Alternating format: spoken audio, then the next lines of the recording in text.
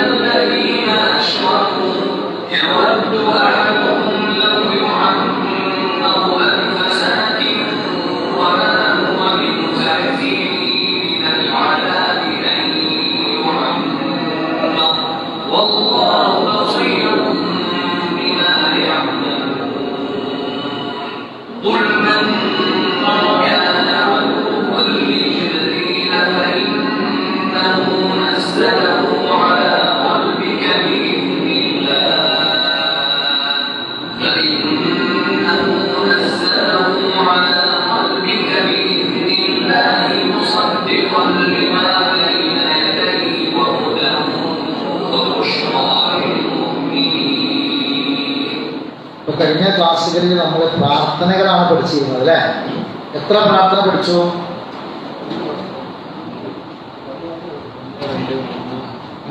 കഴിഞ്ഞ ഏതാനും ക്ലാസ്സുകളിലായിട്ട് ഇപ്പൊ നമ്മുടെ ഈ ആയത്തിന് ശേഷം ഈ പുതിയ ആയത്തിന്റെ ഇടയിൽ കുറച്ച് പ്രാർത്ഥനകൾ പഠിച്ചില്ല.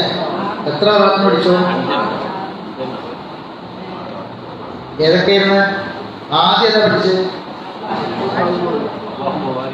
അല്ലാഹുമ്മ ബാരിക് ലനാ ഫീഹി വഅതിഇനാ ഖൈറൻ. പിന്നെ അൽഹംദുലില്ലാഹ് ഹംദൻ കസീറൻ ത്വയ്യിബൻ മുബാറകൻ ഫീഹി غير مودع ولا مستغنى عنه ربنا. പിന്നെ أسأل الله العفو والعافية. പിന്നെ اللهم إني أسألك المعافاة في الدنيا والآخرة. പിന്നെ لا بخسر ظهور إن شاء الله. പിന്നെ أسأل الله العظيم رب العرش العظيم أن يشفي. പിന്നെ വേറെന്താ? അല്ലാഹുമ്മ ഇശ്ഫി അബ്ദൻ അല്ലേ? അല്ലാഹുമ്മ ഇശ്ഫി അബ്ദൻ. പിന്നെ യൻതഹു ലക അദുവൻ ഔ യംശി ലക ഇലാ സലാത്ത്. പിന്നെ അപ്പൊ എത്രണ്ണായി? 6 ഏഴായില്ല. അപ്പൊ ഇൻഷാ അല്ലാഹ് അടുത്ത ആഴ്ച വരുമ്പോ എല്ലാവരും ഒന്ന് റെഡി ആയിട്ട് വരിക. എന്റെ പേപ്പറിലൊന്നും കൊണ്ട് എഴുതി തരാൻ. ഇന്ന് എഴുതി തുടങ്ങിയ എഴുതി കൊണ്ടാ പോരാ. ആ ഇന്ന് എഴുതുന്നത് പറഞ്ഞിരുന്നോ? ഇല്ല. അപ്പൊ ഇൻഷാ അല്ലാഹ് അടുത്ത ക്ലാസ് ഞായറാഴ്ചയാണ്. അപ്പൊ നമുക്ക് അതിനെ കണക്കാക്കിയിട്ട് ഒരു 5 മിനിറ്റ് സമയം ഒന്ന് എഴുതാൻ. അത് എന്തിനാന്ന് ചോദിച്ചാൽ, എന്തിനാണ് ഇനിയിപ്പോൾ അതൊക്കെ പഠിപ്പിക്കാൻ പറയുന്നത് ഇങ്ങനെ എഴുതി ഇറങ്ങാറാക്കണമെന്ന് ചോദിച്ചാൽ, നിങ്ങള് പിന്നെ ഇന്നലെ നമ്മളെ ഗ്രൂപ്പിലെല്ലാവരും ഉണ്ടല്ലോ അല്ലേ? പ്രോഗ്രാം ഗ്രൂപ്പിലെല്ലാവരും ഇല്ലേ? അതിൽ ഇന്നലത്തെ കുത്തുബ ഉണ്ടാവും. ആ കുത്തുബ ഒന്ന് കേൾക്കല്ല. നമ്മുടെ നിത്യജീവിതത്തിലെ പ്രാർത്ഥനകളുടെ സ്വാധീനം എന്താണെന്നുള്ളത് ഒന്ന് മനസ്സിലാക്കാൻ നമ്മളതൊന്ന് കേൾക്കുക. ഒരു പ്രാർത്ഥന നമ്മൾ പിന്നെ ഉപേക്ഷ വരുത്തിയാൽ അതിൻ്റെ ഒരു അടയാളം കാണും നമ്മുടെ ജീവിതത്തിൽ. സംശയമൊന്നുമില്ല, കാണും. അത് ഓരോരുത്തർക്കും അനുഭവമാണ്. ഓരോ കാര്യങ്ങളിൽ ചിലപ്പോൾ നമ്മൾ ധൃതിയിലായിരിക്കും, തിരക്കിലായിരിക്കും, ചിലപ്പോൾ നമ്മൾ സാധാരണ ചെല്ലുന്നത് മറന്നുപോകും, അല്ലെങ്കിൽ ചിലപ്പോൾ നമ്മളെന്തായിരിക്കും വേറെ എന്തെങ്കിലും ഫിക്കറിൽ ഇറങ്ങി പോകുന്നതായിരിക്കും. അങ്ങനെയൊക്കെ ഉണ്ടാവും. പക്ഷെ അതിൻ്റെ എന്തെങ്കിലും ഒരു അസർ നമ്മുടെ ജീവിതത്തിൽ കാണാതിരിക്കുക. ഒരു പ്രാർത്ഥന നമ്മൾ പറയുന്നത് മിസ്സായി എന്ന് പറയുന്നത്, അത് ആ മിസ്സായാൽ അതിൻ്റെ നമ്മൾ കാണും, അടയാളം കാണും. അത് നമ്മുടെ ജീവിതത്തിൽ ഉണ്ടാവും. ഞാൻ കുറെ ഉദാഹരണങ്ങളൊക്കെ ഇന്നലെ എൻ്റെ ഹുത്തുബിൽ പറഞ്ഞിട്ടുണ്ട്. അത് ഇനിയും ഇവിടെ ആവർത്തിക്കണം ചെയ്യാൻ. നമ്മളതൊന്ന് കേൾക്കുക. ഓരോരുത്തരുടെയും ജീവിതത്തിൽ ഉണ്ടാകുന്ന കുറേ കാര്യങ്ങൾ. ഇപ്പോ ഒരു ഉമ്മ, ഞാൻ കേൾക്കാത്തവരിഞ്ഞപ്പോൾ അത് കേട്ടിട്ടില്ല ചേച്ചി, അറിയാതെ പോകണ ചേച്ചി, ഒരു ഉമ്മ വിളിച്ചു പറഞ്ഞ സങ്കടം എന്നാണ്. ഒരു ഉമ്മാന്റെ വലിയ സങ്കടം കുറേ സ്ത്രീകളോട് പറയണം. ആ ഉമ്മ വിളിച്ചു പറഞ്ഞത് ഏറ്റവും വലിയ സങ്കടം എന്താണെന്നറിയാം. വീട്ടിൽ നിന്ന് ഭക്ഷണം കഴിച്ചിട്ട് ആ ഉമ്മന്റെ മകന് കല്യാണം കഴിച്ചിട്ടില്ല, 10-18-20 വയസ്സുള്ള ചെറുപ്പക്കാരൻ ഉമ്മ ഉണ്ടാക്കുന്ന ഭക്ഷണം വീട്ടിൽ നിന്ന് കഴിക്കൂല. രാവിലെ ഇറങ്ങിപ്പോ വൈകുന്നേരം വരും, കുളിക്കുന്നുണ്ട്, മാറ്റുന്നുണ്ട്, ഉറങ്ങുന്നുണ്ട്, ഒക്കെ ഉണ്ട്. ഭക്ഷണം കഴിക്കൂല. മാസങ്ങളായി ഉമ്മ ഉണ്ടാക്കുന്ന ഭക്ഷണവും കഴിക്കൂല. മക്കള് ഭക്ഷണം കഴിക്കാതിരുന്ന അമ്മമാർക്ക് ഇറങ്ങൂല, അമ്മമാർക്ക് തിന്നാൻ കഴിയില്ല. അതുകൊണ്ട് തന്നെ ആ അമ്മ വെള്ളം കുടിച്ച് ഇത്രയും ദിവസമായിട്ട് ഉമ്മ ആകെ ക്ഷീണിച്ച് മെലിഞ്ഞൊട്ടിയിട്ടുണ്ട്. നല്ല ആരോഗ്യമുള്ള ഉമ്മ. അപ്പൊ എന്താ പ്രശ്നം? അവിടെയാണ് വിഷയം. ഭക്ഷണം കഴിക്കണം, വരുന്നുണ്ട്, ഇറങ്ങിപ്പോവും. ഉമ്മ ഉണ്ടാക്കുന്ന ഭക്ഷണത്തിന് ടേസ്റ്റ് ഇല്ല, രുചിയില്ല, ഉമ്മക്ക് ഉണ്ടാക്കാൻ അറിയില്ല. എന്തെല്ലാം ഭക്ഷണങ്ങൾ, എന്തൊക്കെ രുചിയാണ് റോട്ടുമെന്നൊക്കെ കിട്ടുന്ന ഭക്ഷണത്തിനുള്ളത്, ഹോട്ടലിൽ നിന്നൊക്കെ കിട്ടുന്ന ഭക്ഷണം.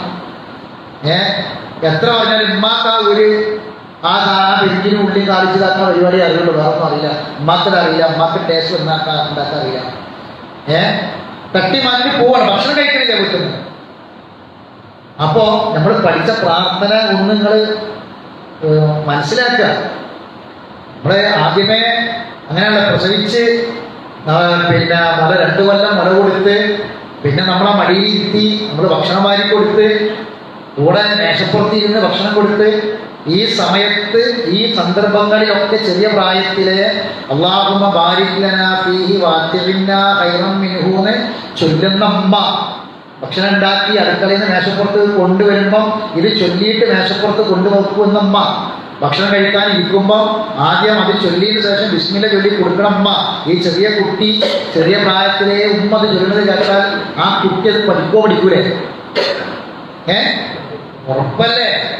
അൽഹംദുലില്ലാഹ് ഹംദൻ കസീറൻ ത്വയ്യിബൻ മുബാറക്കൻ ഫീഹി ഗൈറ മുസ്തഗ്നൻ ഗൈറ മുബദ്ദലിൻ വലാ മുസ്തഗ്നൻ എന്ന് റബ്ബനാ ഉമ്മ ചൊല്ലി കേൾക്കുന്ന കുട്ടി അത് പഠിച്ചിരിക്കും. അതിന്റെ അർത്ഥവും ആശയവും ആ ഉമ്മ കുട്ടിക്ക് പകർന്നു കൊടുക്കും. പിന്നെ ആ ഭക്ഷണം തട്ടിയിട്ട് പോവില്ല. ഭക്ഷണം എന്താണ്, ഭക്ഷണത്തിന്റെ മൂല്യം എന്താണ് എന്ന് മനസ്സിലാക്കി കൊടുത്ത ഉമ്മാന്റെ ഭക്ഷണം തട്ടി പോവില്ല. അപ്പൊ ഈ പ്രാർത്ഥന ഉമ്മാക്ക് അറിയില്ല. ഉമ്മ പ്രാർത്ഥന പ്രാർത്ഥിച്ചിട്ടില്ല. ആ പ്രാർത്ഥന നഷ്ടപ്പെടുത്തിയതിന്റെ ഫലമാണ് ഇന്ന് ഉമ്മ അനുഭവിക്കുന്ന സങ്കടം, ഉമ്മാന്റെ കണ്ണീര്. ഒറ്റ ഉദാഹരണം പറഞ്ഞതാണ്. ഇങ്ങനെ ഓരോന്നും നമ്മളിപ്പോ വീട്ടിൽ നിന്ന് ഇറങ്ങി വന്നപ്പോ ബിസ്മില്ലാഹി തവക്കൽതു അലല്ലാഹ് ലാ ഹൗല വലാ ഖുവത ഇല്ലാ ബില്ലാഹ് എന്താ അതിന്റെ സ്വാധീനം? ആ പ്രാർത്ഥന അവിടെ അവസാനിക്കണില്ല, ഇല്ലാ ബില്ലമൽ അവസാനിക്കണില്ല. അതിന് ബാക്കി വേറെ ഉണ്ട്. എന്താ ബാക്കി അറിയോ? ഇതൊരു മനുഷ്യൻ പറഞ്ഞാൽ അവിടെ മലക്കുകൾ ഉണ്ടാകുന്ന ആ മലക്കുകൾ അപ്പം തന്നെ അതിനെ മറുപടി കൊടുക്കുന്ന അതാണ് ആ പ്രാർത്ഥനയുടെ സ്വാധീനം. ഉദീത എന്ന് മലക്കുകൾ പറയുന്നതാണ്. ആ പ്രാർത്ഥനയുടെ ബാലമലാണ് ഞാൻ പറഞ്ഞ സംഭവം ഉള്ളത്. അതിന്റെ സ്വാധീനമാണ് ഇത് പറഞ്ഞത്. നിനക്ക് നീ സന്മാർഗം കിട്ടി, നിനക്കിത് മതിയാകും, നിനക്ക് കാവലുണ്ട് എന്ന് പറയുന്ന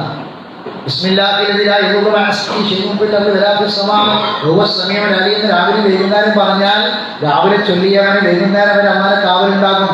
അപകടങ്ങളിൽ നിന്ന് കാക്കുന്ന രാത്രി പറഞ്ഞാൽ വൈകുന്നേരം പുലരുന്നത് വരെ അല്ലാഹു തആല ആപത്തുകളിൽ നിന്നും കാക്കുന്നതാണ്.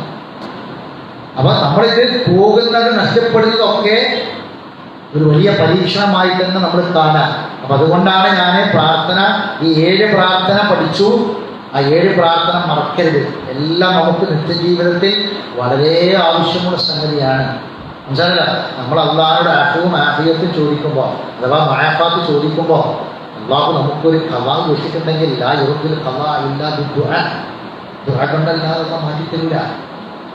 ഒരു റബ്ബിന്റെ ഒരു കള്ളാന്റെ കള്ളാഹിനെ മാറ്റാൻ ആർക്കേ പറ്റുള്ളൂ? അള്ളാഹ്ക്ക് മാത്രമേ പറ്റുള്ളൂ. നമുക്ക് അള്ളാഹ് ഒരു കള്ളാഹ് വെച്ചിട്ടുണ്ട്. നമ്മൾ അള്ളാഹിനോട് ആഫിയത്ത് ചോദിക്കാൻ, ആഫിയത്ത് ചോദിക്കാൻ. ഇപ്പൊ പടച്ചോ നമുക്കൊരു രോഗം ഇങ്ങനെ തുടങ്ങി വരുന്നുണ്ട്. നമ്മളെ വയറിന്റെ ഉള്ളിൽ ഒരു രോഗം ഇങ്ങനെ തുടങ്ങി വരുന്നുണ്ട്.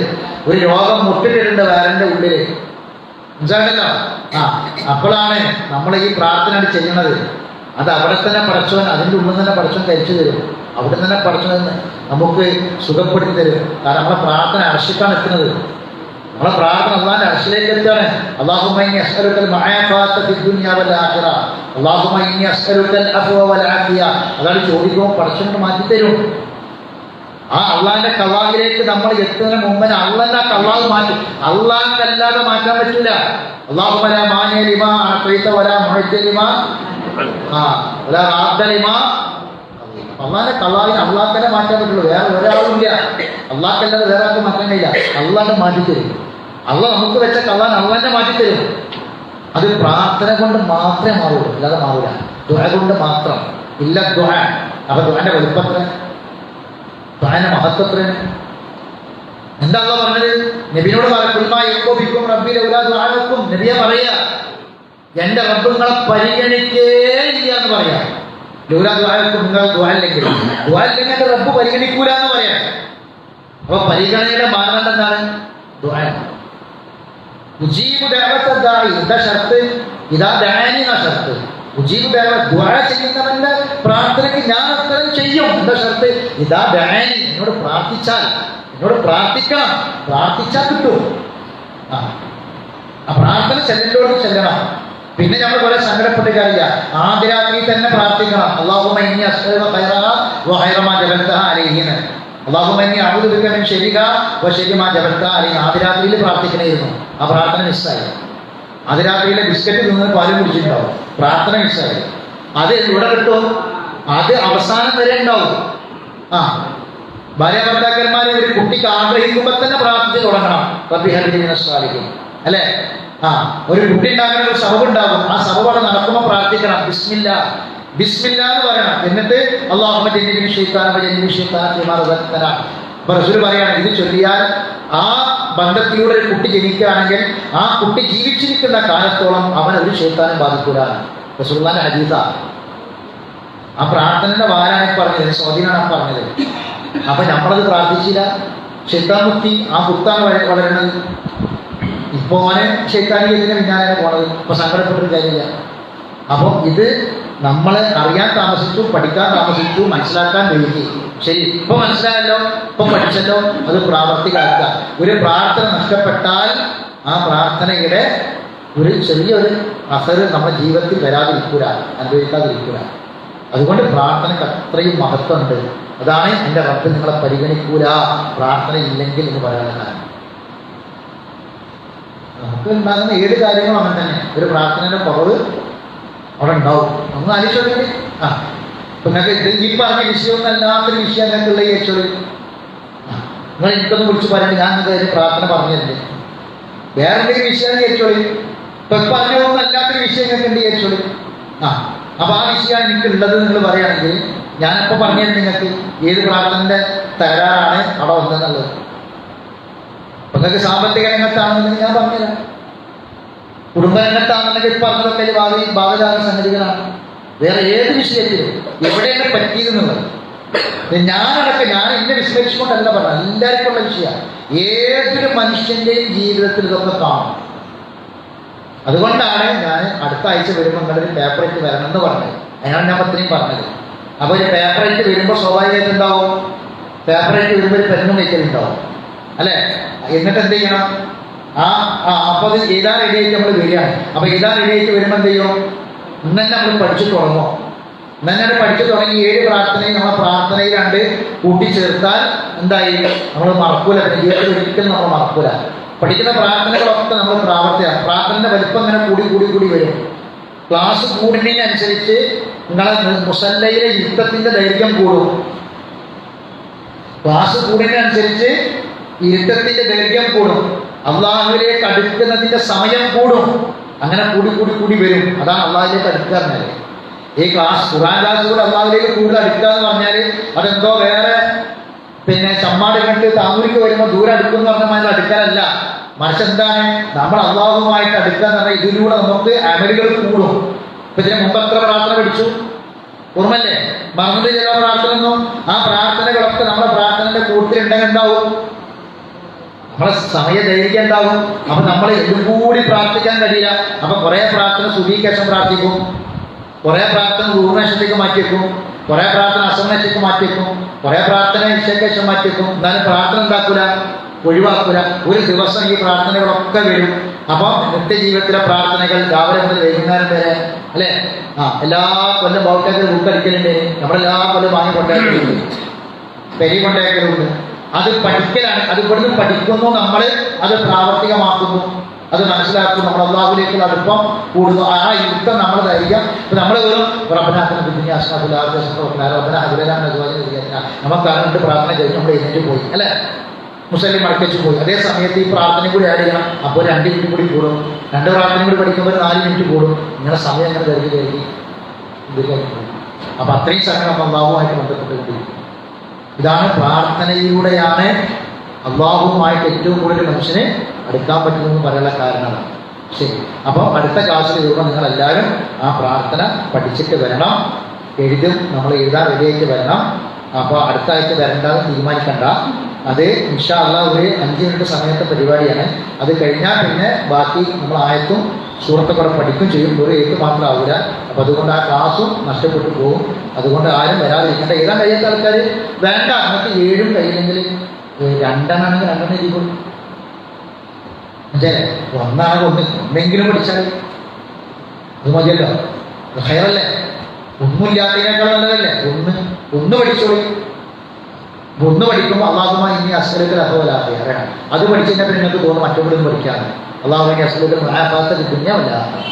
അങ്ങനെ നിങ്ങളെ കൊണ്ട് എത്രയാണോ പഠിക്കാൻ അത്രയും പഠിക്കാം. അതിൽ പേപ്പറിൽ നിന്നിട്ട് എഴുതി തരും ചെയ്യാം. ശരി, അപ്പൊ അടുത്ത ആയത്തിലേക്ക് നമ്മൾ കടക്കാം. അടുത്ത ആയത്ത്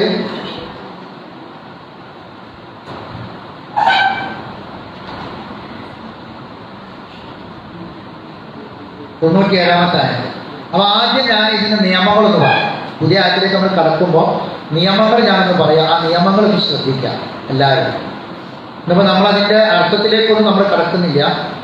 പിന്നെ ആയത്തിന്റെ ഓതുമ്പോഴുള്ള നിയമങ്ങൾ ഞാൻ പറയാം. നോക്കൂ. ഒന്ന്, കുൽ മൻകാന, ഞാൻ പറഞ്ഞ സ്ഥലം പറഞ്ഞാൽ നോട്ട് ചെയ്യണം കേട്ടോ. കുൽ മൻകാന, അവിടെ സാക്കിനായ നൂനാണ് അല്ലേ? അതല്ലേ? ആ, സാക്കിനായ നൂനിന് ശേഷം വന്ന അക്ഷരം ഏതാണെന്ന് പറഞ്ഞോളൂ. കേഫാണ്. അപ്പൊ കേഫ് വന്നാൽ സാക്കിനായ നൂന് വ്യക്താക്കാൻ പാടില്ല. മൻ എന്ന് പറയാൻ പാടില്ല. അത് സൈലന്റ് ആക്കി എഫായി ചെയ്യണം. എന്നിട്ട് ഉന്നത്ത് കൊടുക്കണം. മണിക്കണം. എഫാവും ഉന്നയാണ്. ഉന്നത്ത് കൊടുക്കാണ് വേണ്ടത്. കുൽ മൻ കാന, ആ നൂനിനെ അവ്യക്തമാക്കി ഉന്നത്ത് കൊടുക്കുക. 2, അദുവല്ലി, ശ്രദ്ധിക്കേണ്ട പ്രധാന സ്ഥലമാണ് അദുവല്ലി. അവിടെ അദുവൻ എന്ന തൻവീനിന് ശേഷം ലാമാണ് അല്ലേ? ആണോ? ലാമ. അപ്പൊ ലാമ് എന്തിന്റെ അക്ഷരാണ്?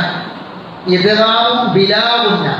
എന്താണ് ഇദ്ഗാമും ബിലാഗുന്ന എന്ന് പറഞ്ഞാല് ആ തൻവീനിനെ ലാമിലേക്ക് ലയിപ്പിക്കുക. ലാമിലേക്ക് ലയിപ്പിക്കണം, ചേർക്കണം. പക്ഷെ ഉന്നത്ത് പാടില്ല, മണിക്കാൻ പാടില്ല. ലാമും റാവും അങ്ങനെയാണ്. സാക്കിനായ നൂനിനോ തൻവീനിനോ ശേഷം ലാമ് റാഹ് ഈ രണ്ടിൽ ഏതെങ്കിലും ഒരു അക്ഷരം വന്നാൽ തൻവീനിനെ എന്ത് ചെയ്യണം? ലാമിലേക്ക് ലയിപ്പിക്കുക. പക്ഷെ എന്ത് ചെയ്യാൻ പാടില്ല?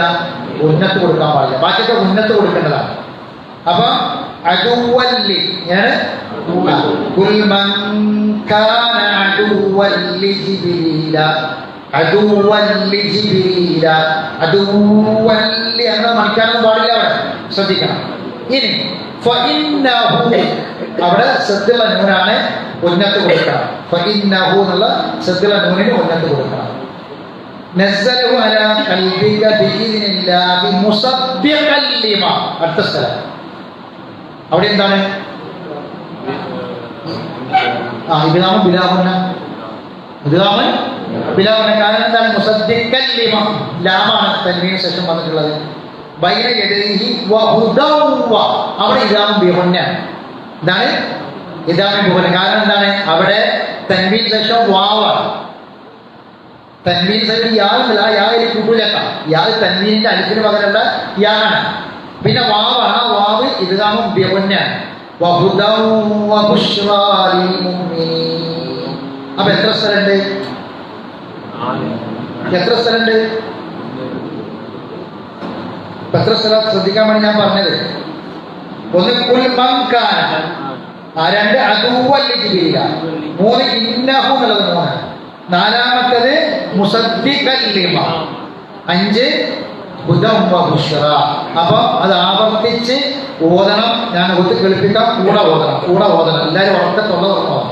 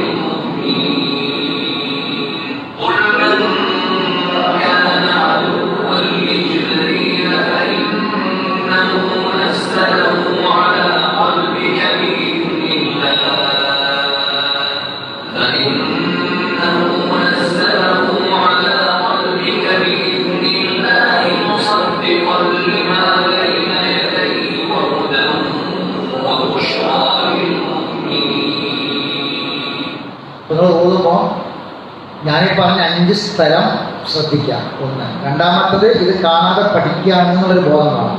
വെറുതെ അങ്ങനെ ഊരിയാൽ പോരാ. ഇത് ഞാൻ കാണാതെ പഠിക്കാനാണ് ഈ ഓടുന്നത് എന്നുള്ള ഒരു ധാരണയോട് കൂടി ഓടണം. അപ്പോഴത് കാണാൻ പഠിക്കാൻ കഴിയുള്ളൂ. അടുത്ത ക്ലാസ്സിൽ നമ്മൾ ഇതിന് അർത്ഥം പറയുമ്പോഴേക്ക് ഇത് കാണാതെ നമുക്ക് നമ്മുടെ ഹൃദയത്തിൽ ഉണ്ടാവണം. അപ്പൊ നിങ്ങളിങ്ങനെ കേട്ട് കാണാതെ പഠിക്കുമ്പോൾ ഒരു ഗുണം എന്താണെന്ന് വെച്ചാൽ തെറ്റൂല. അവിടെ നിർത്തേണ്ട അടുത്ത് നിർത്തി, അല്ലെ, മണിക്കിൻ്റെ അടുത്ത് മണിച്ച് വ്യക്താക്കി അതിന്റെ മഹ്റജ് അക്ഷരങ്ങളൊക്കെ ആ മഹ്റജുകളൊക്കെ നമ്മൾ ശ്രദ്ധിക്കണം. ഇപ്പൊ മുസദ്ദിഖൻ എന്ന് പറയുമ്പോൾ സ്വാദാണ്, കാഫാണ്, അങ്ങനെ നമ്മൾ മനസ്സിലാക്കിയിട്ട് തന്നെ ഉച്ചരിക്കുക. അങ്ങനെ ആ ഓത്തിന്റെ കൂടെ ഇങ്ങനെ നമ്മൾ ഓതുമ്പോൾ നമ്മളെ ഓത്തും ശരിയാകും, അതോടൊപ്പം നമുക്ക് എന്ത് ചെയ്യാൻ പറ്റും, അത് കാണാതെ പഠിക്കാനും പറ്റും. ഒതുക്കോളും.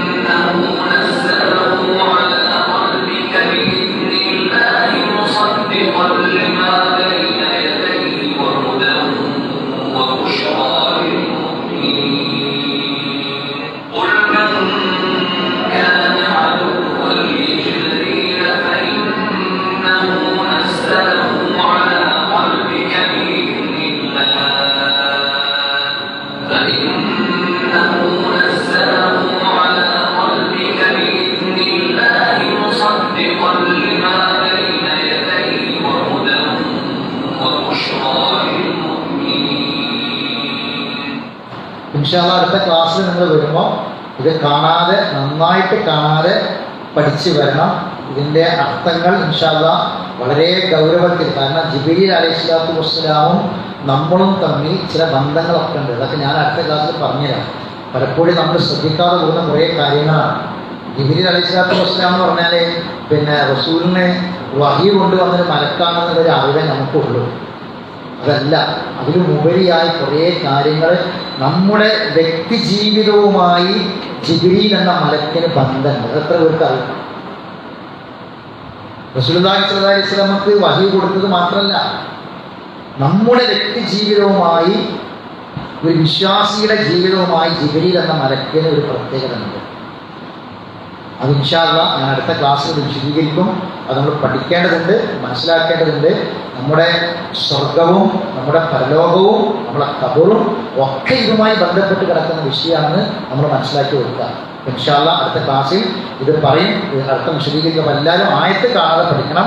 ആയത്ത് കാണാതെ പഠിച്ചെങ്കിൽ മാത്രമേ ഇതിൻ്റെ അർത്ഥം നമ്മുടെ മനസ്സിൽ നിൽക്കുകയുള്ളൂ എന്നുകൂടി നമ്മൾ മനസ്സിലാക്കുക. എനിക്ക് 5 മിനിറ്റ് നേരത്തെ പോകേണ്ടതുണ്ട്, നിൽക്കാറുണ്ട്. അതുകൊണ്ട് ഞാൻ 5 മിനിറ്റ് നേരത്തെ പോവുകയാണ്. ഇൻഷാ അല്ലാഹ് അടുത്ത ക്ലാസ് ഞായറാഴ്ചയാണ്. അല്ലാഹു സുബ്ഹാനഹു വ തആല നമുക്ക് ദീർഘായുസ്സും ആഫിയത്തും പ്രധാനം ചെയ്യുന്നതാവട്ടെ. നമ്മുടെ 2 ആളുകൾ മരണപ്പെട്ടു. നമ്മുടെ ബൗദ്ധിക മകള് മരണപ്പെടുകയുണ്ടായി. അള്ളാഹുത്തല അവർക്ക് മഫ്ഫറത്തും റഹ്മത്തും പ്രദാനം ചെയ്യട്ടെ. അവരെ കബറിടം അള്ളാഹു വിശാലമാക്കി കൊടുക്കട്ടെ. അവർ സഹിച്ചിട്ടുള്ള എല്ലാ വേദനകളും പ്രയാസങ്ങളും അള്ളാഹുത്താൻ അവരുടെ പാപങ്ങൾ കൊടുക്കപ്പെടാനും പരലോകത്ത് ദർജ ചെയ്യാനും അള്ളാഹു കാരണമാക്കി തീർക്കട്ടെ. അതുപോലെ തന്നെ നമ്മുടെ ഖുർആൻ പഠിതാവ് തന്നെയായിട്ടുള്ള നമ്മുടെ ഹനീഫ സാഹിബ് അഞ്ചു കുടുംബങ്ങൾ അദ്ദേഹത്തിൻ്റെ മാതാവ് കഴിഞ്ഞ ദിവസം മരണപ്പെട്ടു. ഇന്നലെ വൈകുന്നേരമാണ് അള്ളാഹുത്താല ആ ഉമ്മാക്ക് കൊടുത്തു കൊടുക്കട്ടെ. അള്ളാഹുത്താല മർഹമത്ത് പ്രദാനം ചെയ്യട്ടെ. അവരെയും നമ്മയും അള്ളാഹുത്താല ജന്നാത്തുൽ ഫിർദൗസ് ഒരുമിച്ച് കൊണ്ടുമാറാവട്ടെ. എല്ലാവിധ രോഗങ്ങളിൽ നിന്നും പ്രയാസങ്ങളിൽ നിന്നും അള്ളാഹു നമ്മളെ എല്ലാവരും അപേക്ഷിക്കുമാറാവട്ടെ. നമ്മുടെ മക്കൾ അള്ളാഹു സാലിഹായ മക്കളാക്കി കേൾക്കട്ടെ. നമ്മുടെ കുടുംബത്തിൽ അള്ളാഹു മനസ്സമാധാനം പ്രദാനം ചെയ്യട്ടെ. ربنا تقبل منا انك انت السميع العليم وتب علينا انك انت التواب الرحيم واخر دعوانا ان الحمد لله رب العالمين سبحانك اللهم وبحمدك اشهد ان لا اله الا انت استغفرك واتوب اليك. നാളെ സാധാരണ നടക്കുന്ന ക്ലാസ് ഉണ്ടായി.